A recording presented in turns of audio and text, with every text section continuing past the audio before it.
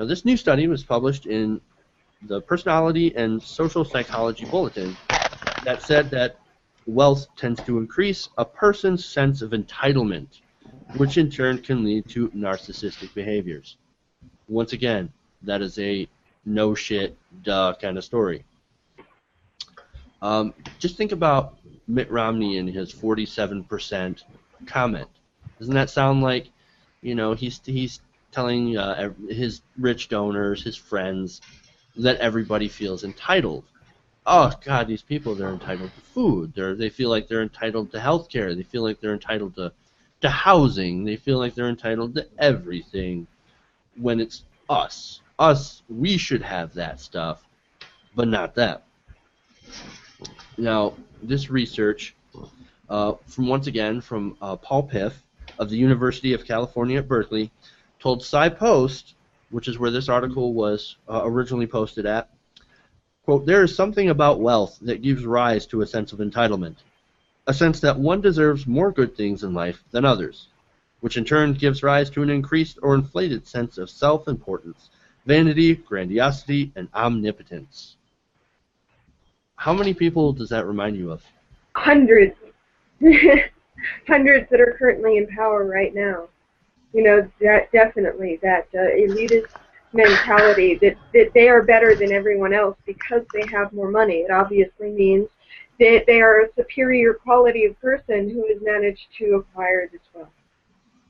Of course, or the fact that, well, you know, that they'll say that they believe in God or whatever, and be like, well, I'm rich because God meant me to be rich, and that makes me a more holier person. It makes me a better person than you.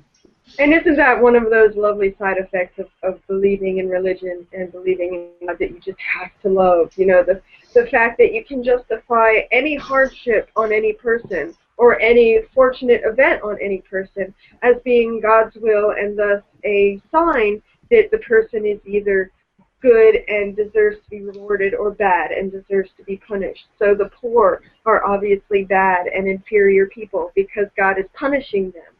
And the rich are obviously better people because God is rewarding them. To me, it depends on how you made your money. Like if you earned it, or if you didn't earn it. And like you have like guys like Bill Gates, right? If he thinks he's better than a lot of people, then I'm not gonna like hate on him for saying that, because basically everything that we do with the computer has been enhanced by Bill Gates, like creating Microsoft.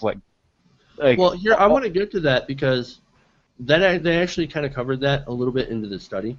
But first, I want to continue with saying, for Mr. Piff, narcissism is a multifaceted and complex construct. So he wants to give that little disclaimer out first. But that wealth is specifically associated with it suggests that as a person's level of privilege rises, that person becomes increasingly self-focused, in a sense becoming the center of their own world and worldview. The studies in the paper measure narcissism in a couple of different ways, including, and you'll love this, measuring how likely someone is to stare at their reflection in a mirror.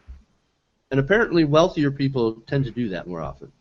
If I can, I just want to use an analogy here that I love on this topic, and that's because a lot of people look at narcissists and egotists as the same thing, and they're not. They're very different. You have to make that distinction.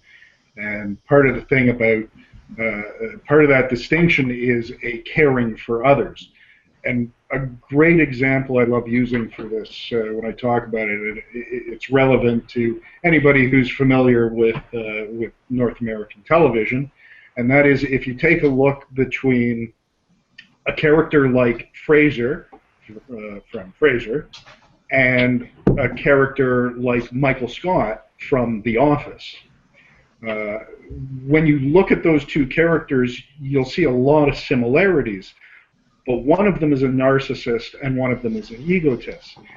Frasier is an egotist because he thinks all about himself. It's all about him. He is his biggest concern. However, he does think about others all the time. There is that thought for others. In the end, he does always go to the right side. Whereas you take a character like the Michael Scott character, he is a complete narcissist because it is all about him, and he does not care or even recognize that there are issues with others. His are so important. So that's the difference between a narcissist and an egotist.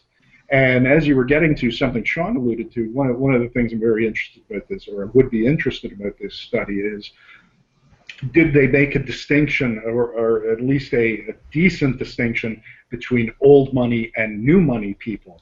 Because they actually did. I'm going to get in this right now. Actually, the study had said that even students who come from wealth, okay, so they're born into wealth, but have done little to create their own wealth. So they were born rich.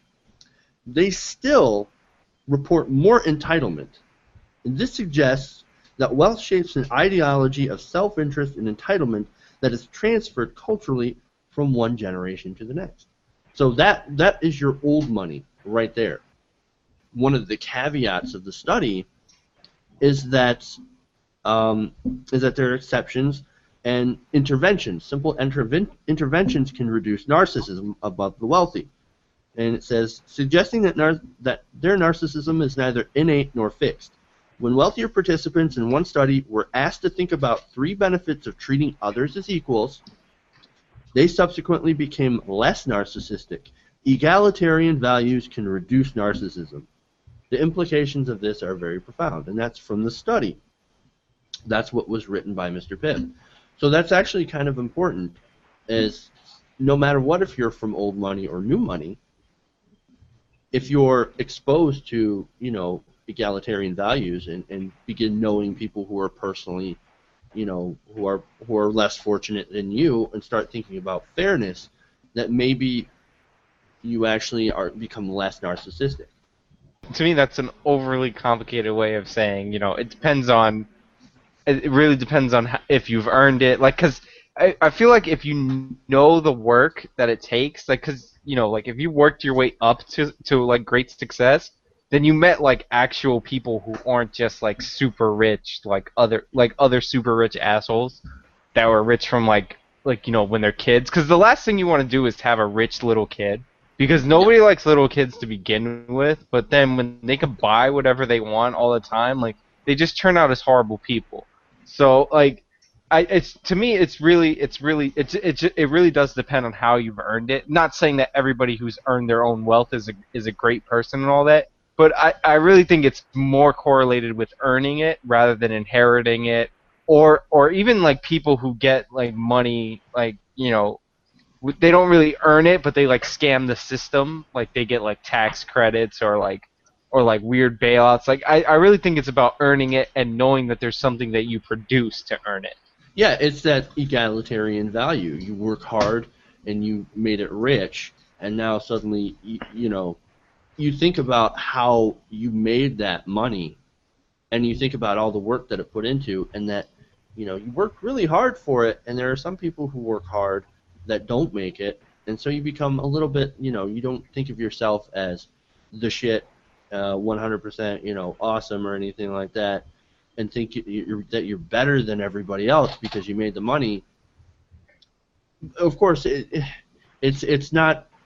There are caveats to everything. There are exceptions to everything, but I think that generally, when you do work for your money and you do, make it well, make it rich, for the most part, you're going to understand those egalitarian values. So you're not going to think of yourself as better than people who are, are poor.